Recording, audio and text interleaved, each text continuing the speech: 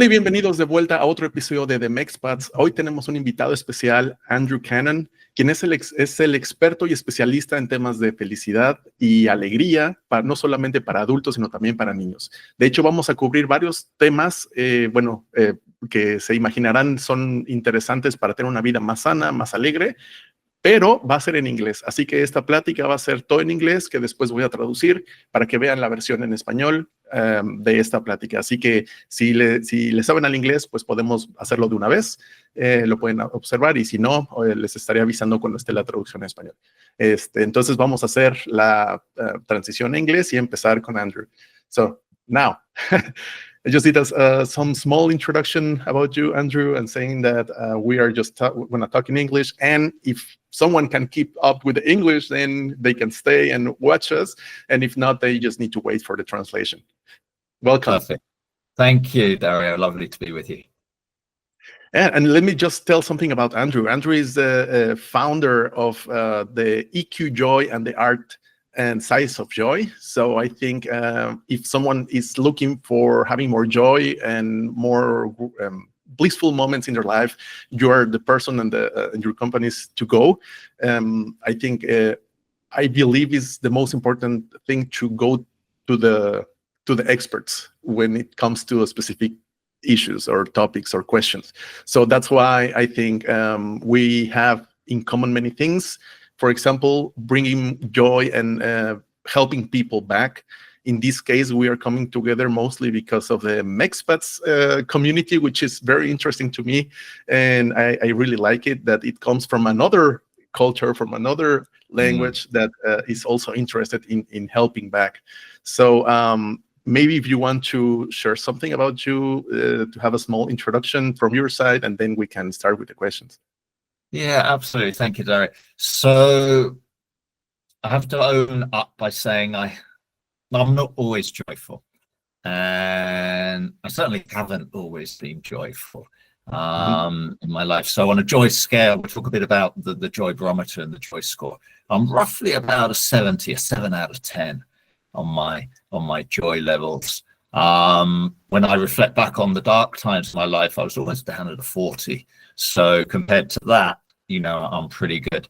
But there are lots of people in, 80s and 90s. My co-founder, Debbie, she's somebody who's, been joyful all her life. So we're a nice team, right? That Debbie sort of represents people who have that innate joy. And I'm sort of the story of people who go through the darkness to find the light. So both are sort of inspiring in their own way. So that's sort of my story. But my background is in research. So I've been a researcher all my life, understanding how people are, their thoughts, their values, their behaviors from a consumption perspective. So helping brands grow. And then about 12 years or so ago, I sort of got a little bit disillusioned with that whole corporate marketing model and decided to try something else and found joy along the way. So super happy. That's amazing. Yesterday I was reading a book in spirituality, and I found literally a sentence where it said something similar related to what you just said. Is like somewhere in people's life there is a moment that you need to change your career. Yeah, right. There's a moment like it's right. Maybe out of the blue comes this realization like, oh, now I need to do something different. So this is there's a very spiritual angle to that, which I believe says that, you get more than one of these messages, signals that you should be changing. You should perhaps understand your purpose. You should perhaps be thinking of what you're going to do with your life. And most of the time we ignore those messages. But then at some point you can, what I call, get a spiritual whack over the head, which sort of puts you in a position, well, now I am going to have to change, right? You either lose your job or, some health issue happens or something. And then it's only at that point that people have enough flames under their feet that they say, oh yes, okay, now I have to change. So my lesson for that is, if you do get these little signals that maybe you should do something different, listen to those signals. As my dear spiritual friend says, follow the flags, right? And don't wait for the big bad lesson to tell you what you're supposed to do. And those are the most not only difficult, but also the most painful. Well, yeah, and it's two things, right? The challenge with the easy stuff, and I think our dear friend David Meltzer said that these things ultimately are very easy, but because they're so easy, we forget them. Yeah. Right. And it's only the difficult things that we remember in some way. And so that's the challenge, to remember each day, have little practices that help you remember the easy things to do, to be kind, to express gratitude, not difficult things to do. But if we don't pay attention to them, we can go through a day, a week, a month and realize, well, I haven't been thankful for anything this last month. And so you really have to catch yourself and train on a daily, weekly, monthly basis, these little practices, if you want to incorporate them into your life, right? Make it real. I wanted to ask you about your own experience. What brought you to this path, actually? I think that is really interesting. But before that, I just want to state a quote from Nietzsche, which I love it. It's like, if you stare long in the darkness, darkness will stare back to you. Right. So I think that's like some people are in these dark places, maybe looking for a way out, but they cannot see it. And they are like literally asking for help in a helpless and hopeless situation. I was also in a similar situation, and I have my own experience, but I wanted to ask you, what brought you to the path of joy and light? Because at least from my own perspective, it's like we need more of that. Right. Yeah, and it's, if somebody hasn't been through it, it's probably quite hard to understand the process that you go through when you are in that dark space, because really a lot of it is in your head, and no matter what people say to you, you find a way of twisting it into darkness, and so it's very difficult to take advice from the outside in that situation, or at least it was for me.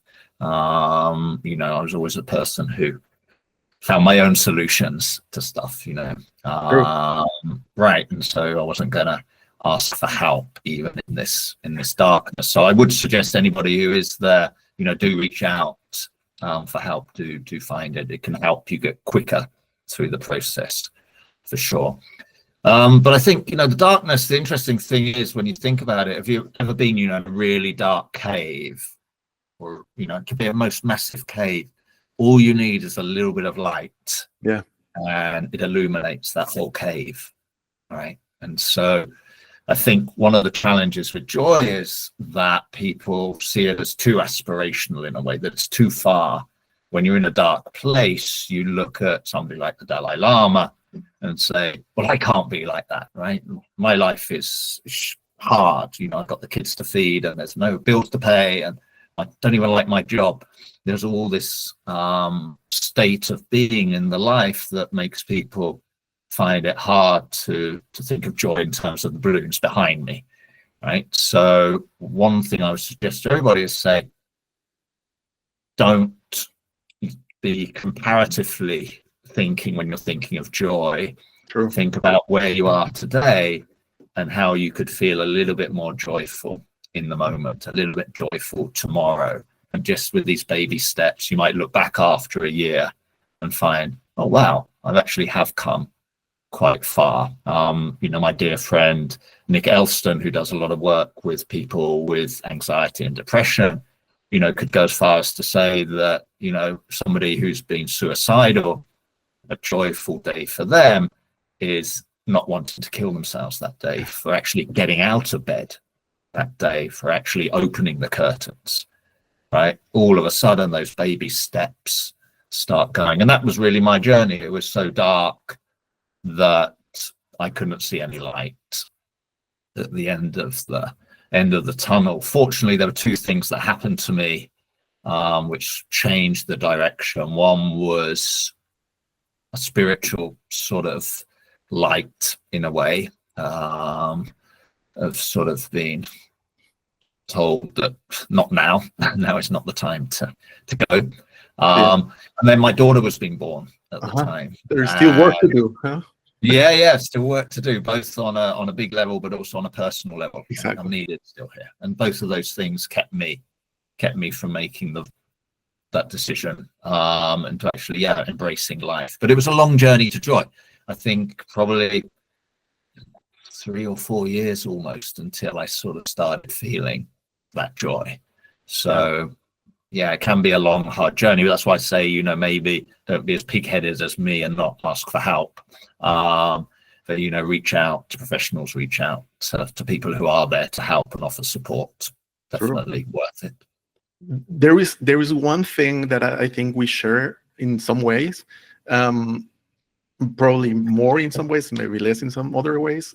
But what I have seen in my personal experience, plus people around me, obviously here in Germany where I live, is that people are really negative. Not everybody, of course, I'm generalizing, but when people are really negative, that means that they are negative with themselves as well.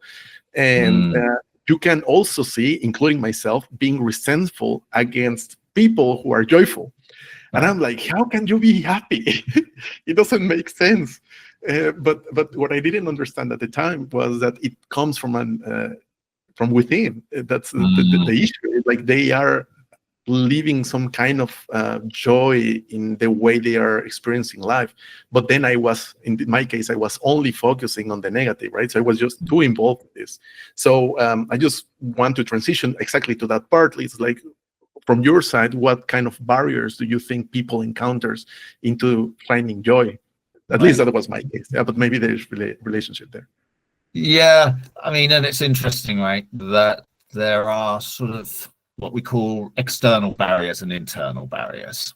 Okay, so if we think about first the external barriers, you know, our research tells us that when somebody, for example, loses a loved one, when somebody loses a job, has these huge things, gets divorced, husband cheats on them, these types of issues have to be taken into account, right? They shouldn't be ignored. They shouldn't be swept under the carpet and expect, you know, I'm going to be joyful through this experience. And I think that probably brings you back to just mention how we see the difference between happiness and joy, right? So from our perspective, we see happiness very much as an emotion, the opposite of sad, right? I'm happy, I'm sad. But all emotions are valid, right? It's okay to be sad. It's okay to be angry as long as you recognize when you're experiencing it, you deal with it and you let it go, right? Emotions only become trouble when you hold on to them, right? When you hold on to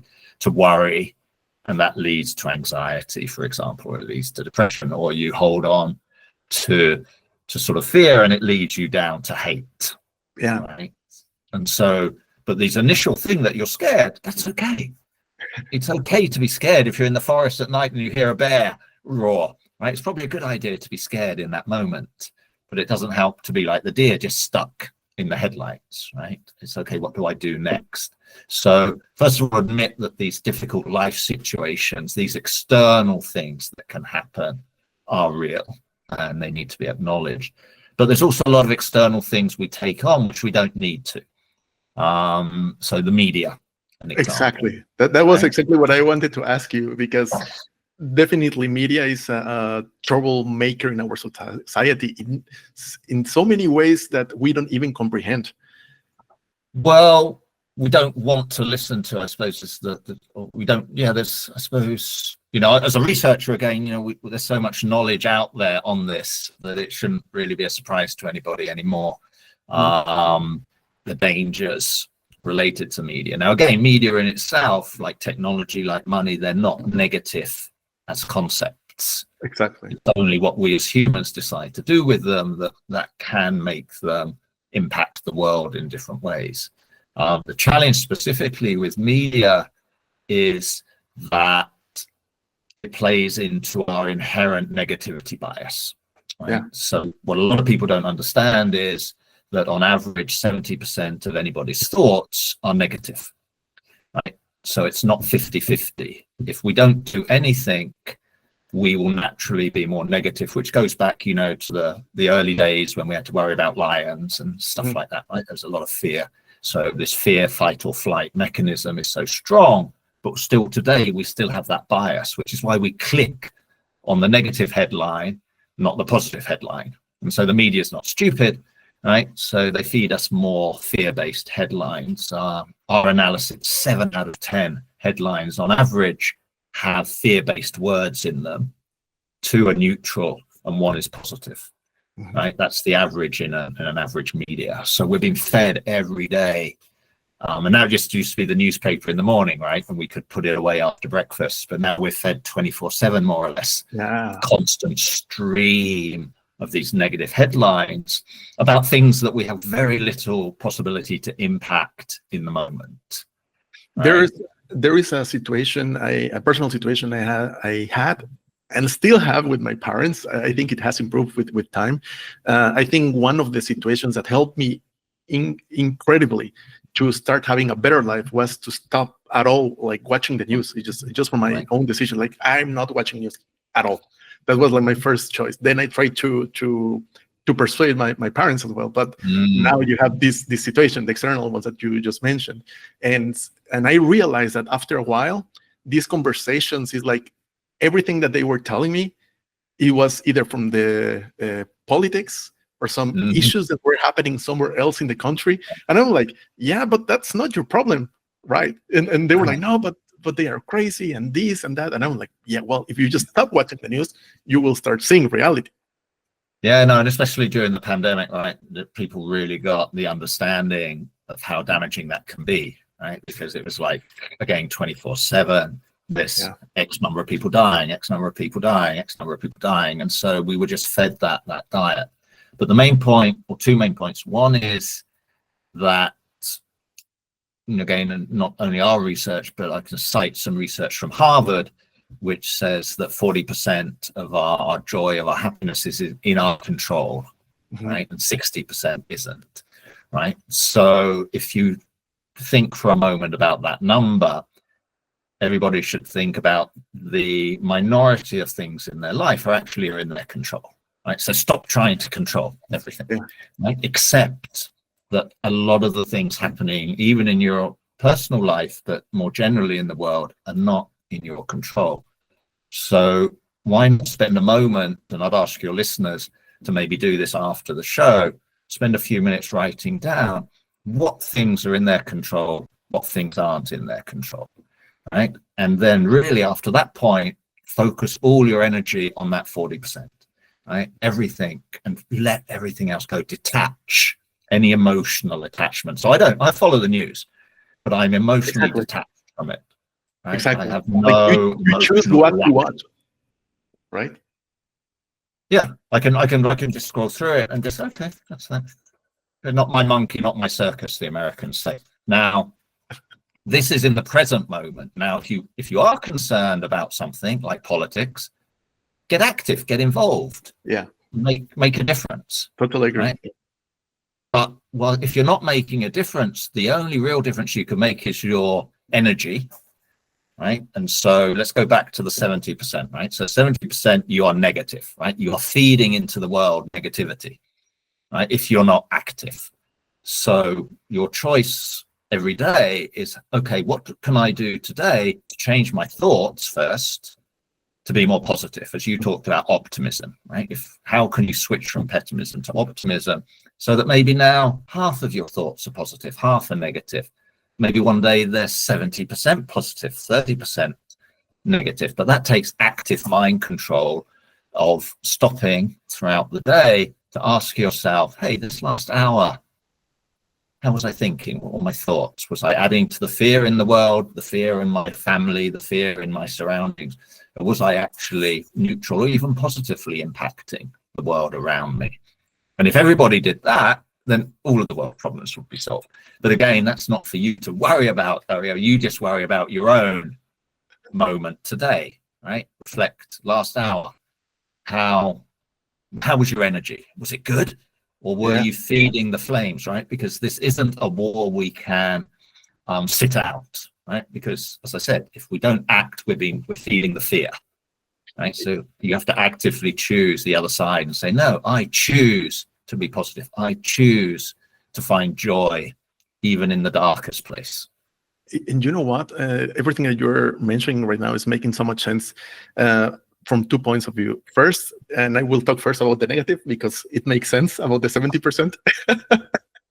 No, I just wanted to say that I have found a concept that I like a lot. I don't generally like labels, but this one really makes a point.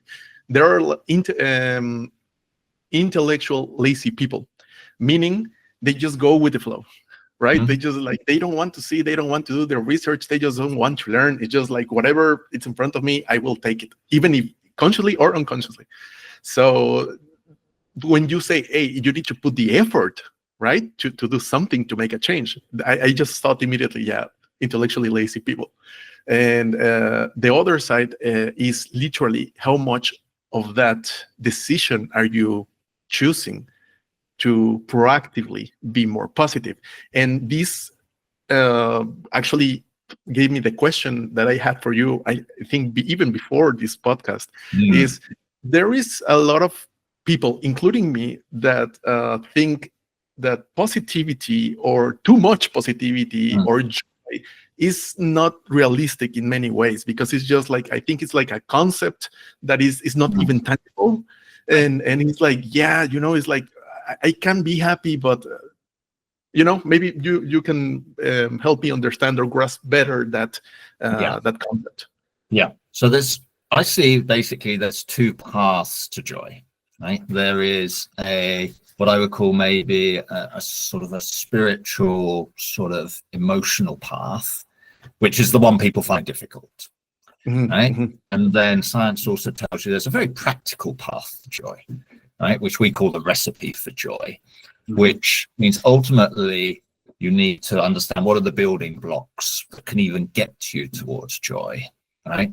Focus on those, not on the outcome, right? Don't focus on whether you're going to feel joy or not. Focus on first, are the building blocks in place? Is the foundation solid that will enable you? And this is really simple stuff, right? So the basic building block is well-being, right?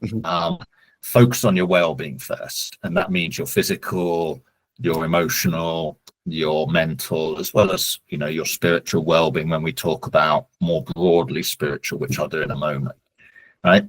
But if you don't love yourself, right? I think you talked about this earlier, right?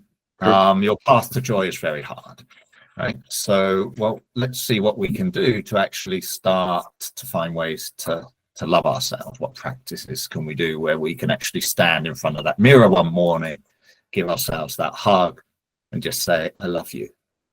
Right? And it might be hard the first day, right? It might be hard the month, right? And then start looking at your body and say, well, okay, which bits don't I like? Fine. But let's focus on the bits I do like, right? I really do like my eyes or whatever, right? That's what you see now. So you start seeing your physical self that you actually like. So that well-being, and then to work on your sleep, your diet, these really practical things, your exercise. Are you, getting enough steps in? Are you doing breathing exercises? There's so many. And now technology is wonderful because there are so many YouTube videos, so much knowledge out there. Nobody has an excuse. Well, I don't know how to do breathing practices anymore. I don't know how to, do laughing yoga. Just go on the YouTube. There's more than 1 million videos on laughing Buddhas, right? And just get out there and let yourself go and laugh. And so all of these little practices you can do to build your well-being is foundational. Now, what we found with the research we did is that it's hard for some people, as you say, to make changes in their lives. Right? Again, humans, you talked about lazy. I think our brains are just designed because they have so many decisions to make. And every decision is basically a yes-no decision for the brain, right? It's a 0-1 decision. And so, even if you looked at it from a marketing perspective, and we talked about that when we used to work in that field, is that, an average person could see 6,000 brands a day, right? And so there's no way the brain can process actively that amount of information. So it has to make shortcuts. It makes assumptions, right? You see red, it's ketchup, it's not some other drink, right? Or whatever, right? So the brain is trained to make shortcuts just so we get through the day. Otherwise, it's, the number of decisions just to get out of bed to go to the bathroom would stop us getting out of bed, right? So we have to be lazy to survive. But unfortunately, we've become lazy in important stuff as well. But give yourself a break. Give yourself a break, forgiveness, and say, okay, yesterday I didn't do particularly well, but you know what? Today is a new day. Literally every day we can start with a blank piece of paper. Literally, we can rewrite the script of our lives every day.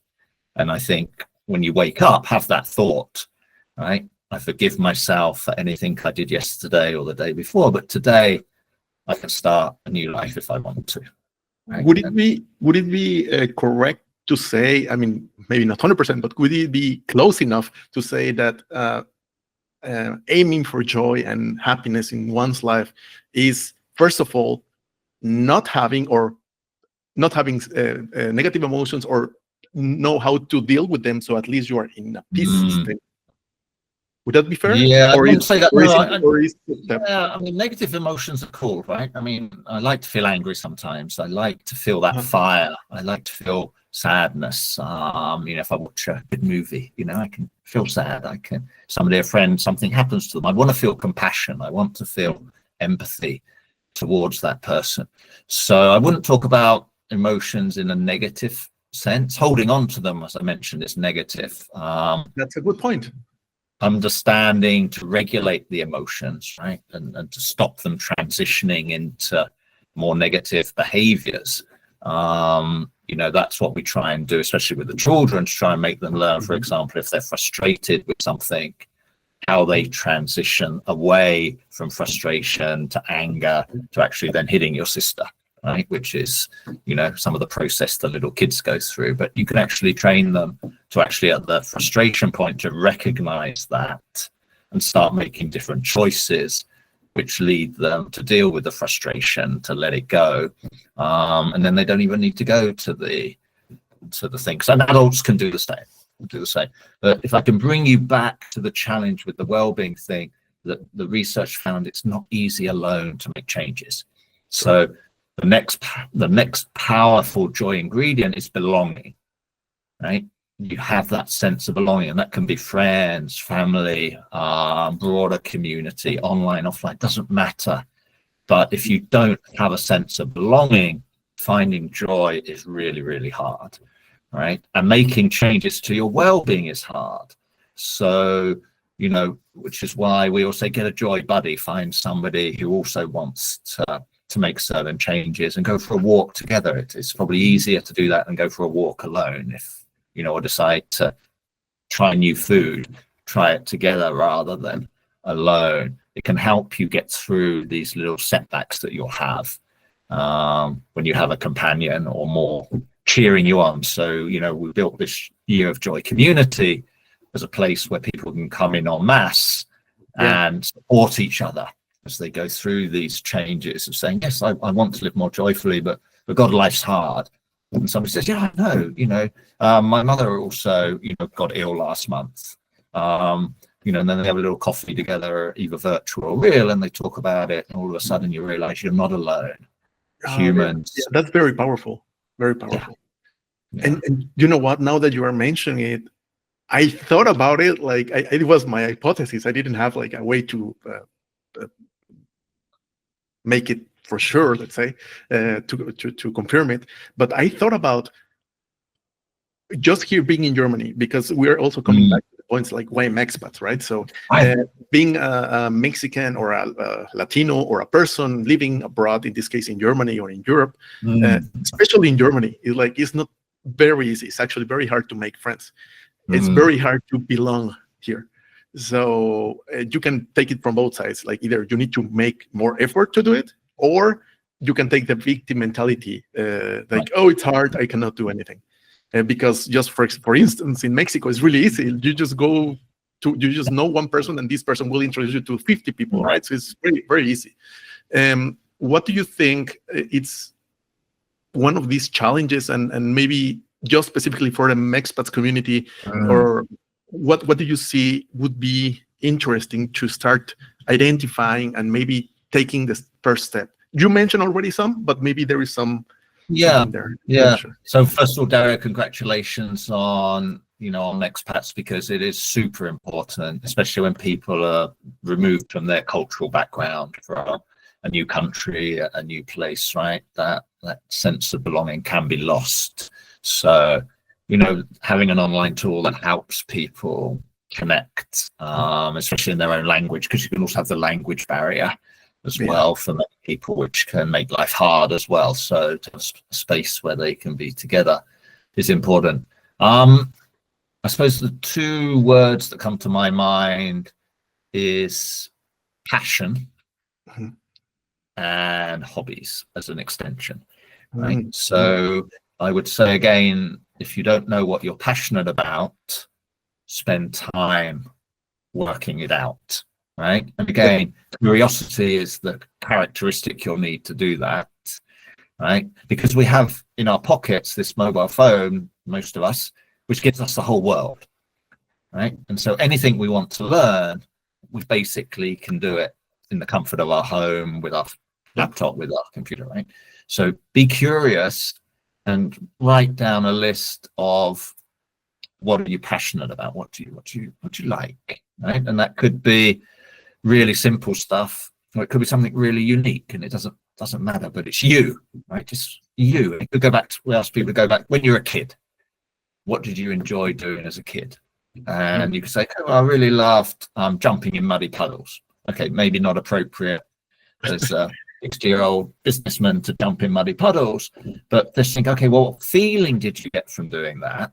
What could you do now that could give you that same feeling, right? And so you then look and find, on the internet, maybe YouTube videos of people doing these type of things, and you thought, oh no, I thought that was going to be it, but that's not it, right? And then you move on, and slowly by slowly you'll come down to 3 or 4 things that you're really passionate about. So for me, it's nature, right? It's definitely one. Nature is something I'm really, really passionate about. It gives me so much joy, just for the bird, just for the lapping of the waves, just for the fluttering of the leaves in the wind, right? And so you'll find these things, and guess what? You'll find other people who share that passion, and all of a sudden you are not alone. So the other places, just like you. Yeah. And when you combine them, you become even better, right? So my good example is ballet dancing train spotters, right? Think about it. There's probably not too many in the world who would say my 2 passions are ballet dancing and train spotting, but they're there. And guess what? Now, using the internet, you can find them, right? And so all of a sudden you will find people who are super passionate in this little niche where you are, right? And you can uplift each other and find that joy through that hobby, through that connectedness of what it is. But most people, I think, are very shy and say, oh, I'm not interested in anything, right? I don't really have. So you need to break out of that and maybe just go back to that child and say, okay, well, in my deep core, what makes me, is it humor? Is it music? There are these fundamental things that most of us have that drive our passion, and in some way. And I think it's totally related to what you just previously said, and it's this internal work, right? To give you yourself the permission to test, the permission to play, because I think as we grow older, it's like we get grumpier somehow because we need to deal with life. And I think it's just like, hey, you just allow yourself to play, to feel good.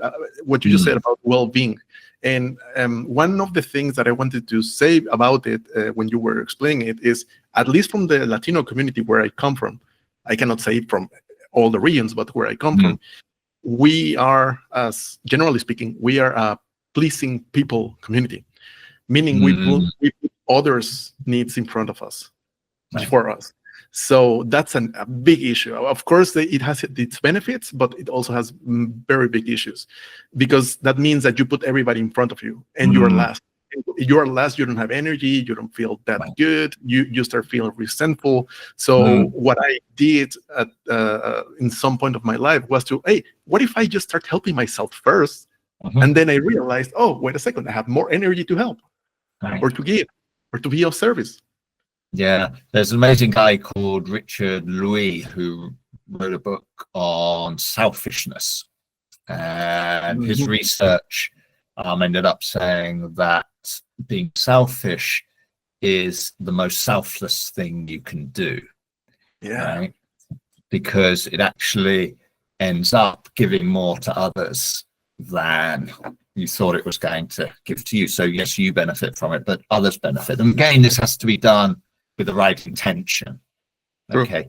So it's super important when, you know, you're trying to love yourself, that you're not being narcissistic about it, right? You're not doing it at the expense of others. But it comes from an unconditional forgiveness for your past, for your mistakes, for everything that you've done to yourself ultimately. And from that base of unconditional self-love, you can then, as you say, have that strength to help others. Would you agree that we cannot give what we don't have already?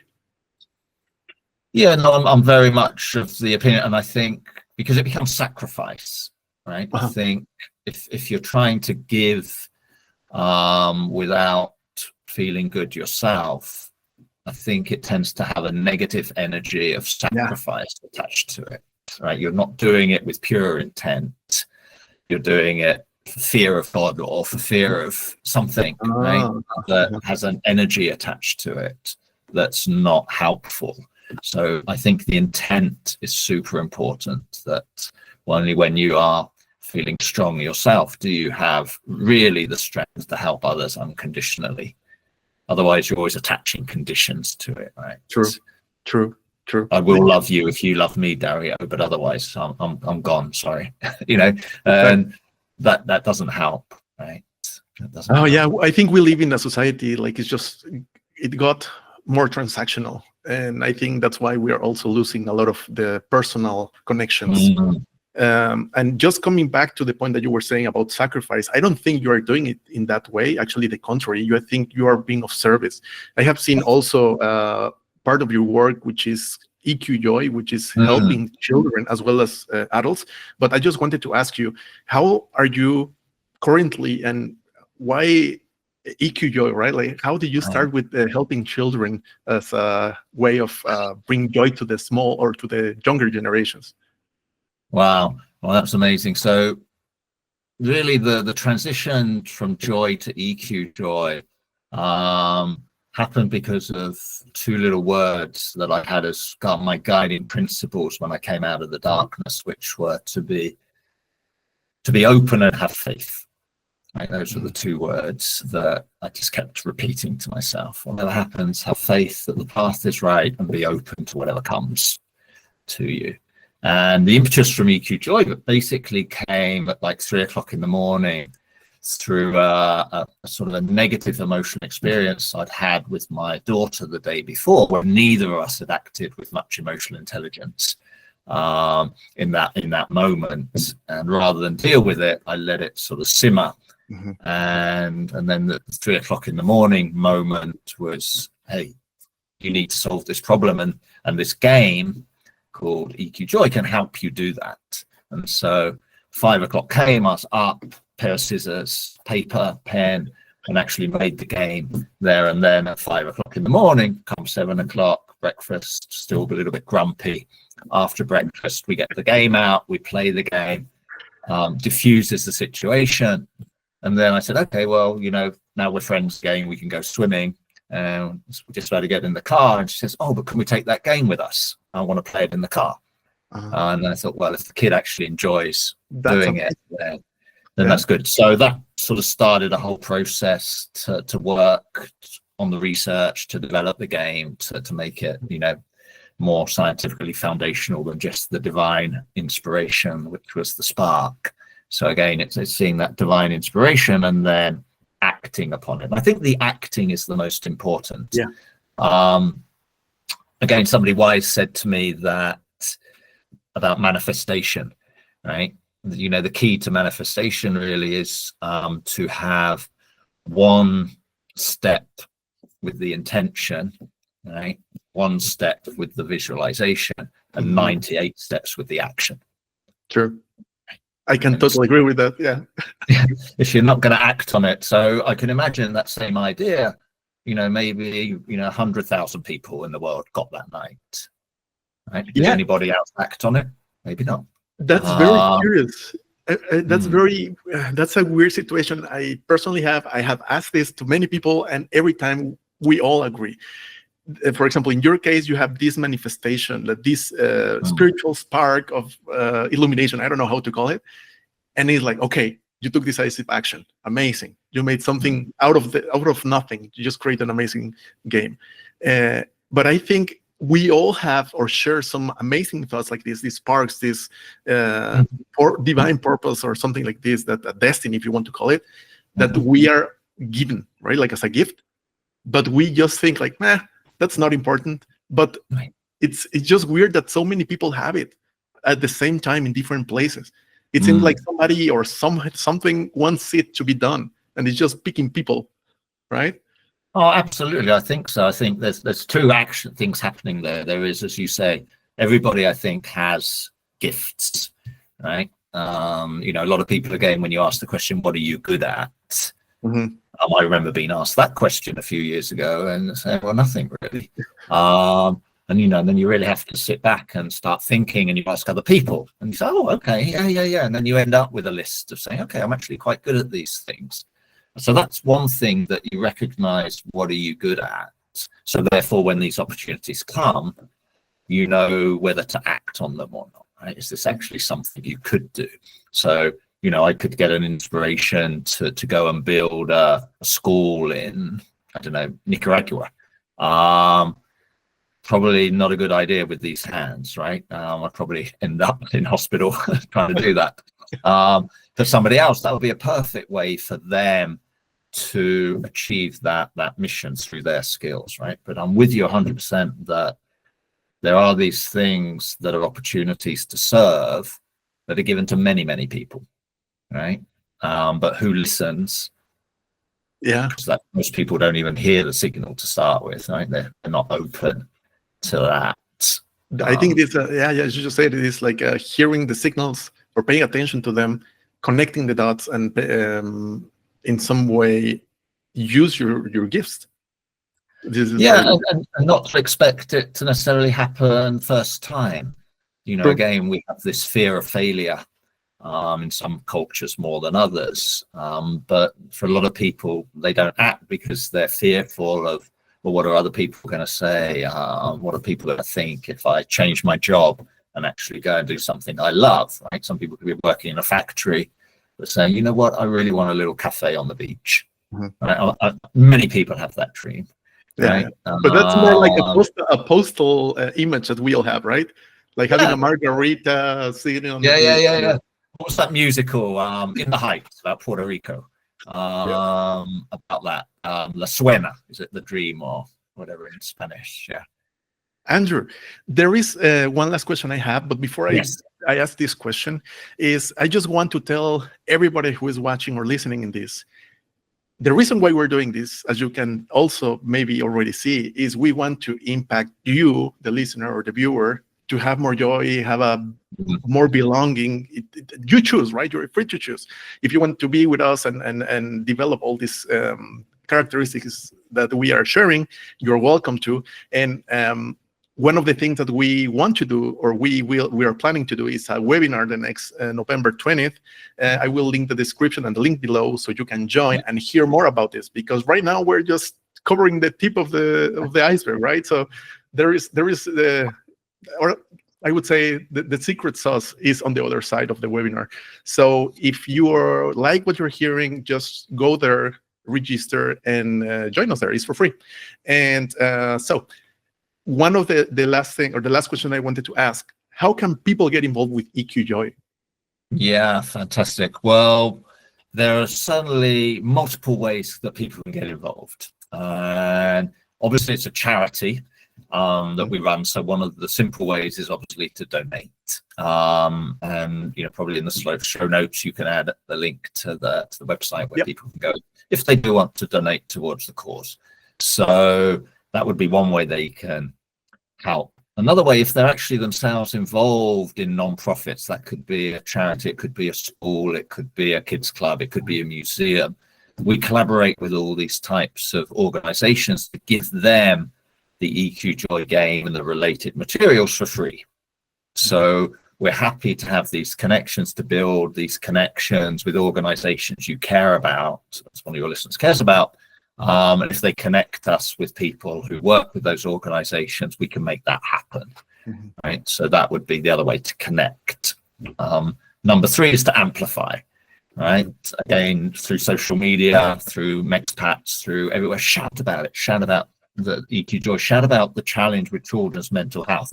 We haven't even talked about how challenging that situation is all around the world. I think it's 1 in 7 children on average, according to the World Health Organization, have mental health issues, you know, which is 200 million children, right? So EQJOY is not going out of business anytime soon. Just from personal experience, in my family, it's happening. So my niece has some, and she's 9 or 10. So yeah, definitely it happens. Sorry. Yeah, no, she's definitely in the right age group, because we're focused on 6 to 10-year-olds because we believe that giving them the gift of emotional intelligence pre-teen is the key to helping them soften the challenges that they're going to face in the world. Let's admit, you know, everybody grows up with challenges, either internal or external, and having that emotional intelligence builds resilience, which helps them make different choices and ultimately then succeed, both as teenagers but later in life. And just to confirm, this game from EQJOY is available in Spanish and English if they want it, right? Right. Yeah, absolutely. We've done it in Spanish. It's not just the game. So on the website, if people go to EQJOY.org, which is the charity website, or the place where all of the information is on managing emotions, which is EQJOYmasters.com. There people can go and explore the emotions. So in Spanish as well as in English. So for example, you can go to Planet Fear and you can take your child there and read a poem about fear. You can look at some art about fear. You can listen to fearful music and then have that conversation about, okay, well, how does fear, where does it feel in your body? Where does it manifest itself in your life? And so on the website, it's got all the questions parents should ask their kids, some of the science behind it for those out there who love the science. They can go and read about the science of emotional intelligence. And I say, we really want to get this in Spanish as well as English, more languages coming, but you know, we definitely wanted to help all the Hispanic kids out there. And we did a big effort to get it culturally adapted as well. So most of the music is by Hispanic or Spanish artists. The art is by also artists from that region. The poems are also culturally adapted. And we try to pick different places, like something from Peru or Colombia, or, you know, not just the big countries. So hopefully everybody will find something within there, and lots of Mexican stuff to reach out to look at. That's amazing. And again, if you want to know more about it, definitely you need to participate in the webinar, because there is more, the good stuff is behind there. So once again, I think, and I hope this is not the last time that we speak about this. Probably in the near this year or next year, we will see. But first of all, thank you very much for everything you shared here, for participating, and most importantly, for the amazing vision and mission that you are currently pursuing. I think you're making a great difference, and I'm happy to help you in everything I can. And yeah, thank you, Andrew. Thank you, Dario. An amazing work you're doing as well. I'm really happy to support all the work you're doing to bring this community of Mexican expats together, not only to help themselves, but also to then to help the children back in Mexico. They're the future, right? And so let's give them the gifts to helping create a successful future. So amen to that. Dario, thank you so much for having me today. Thank you, and until next time.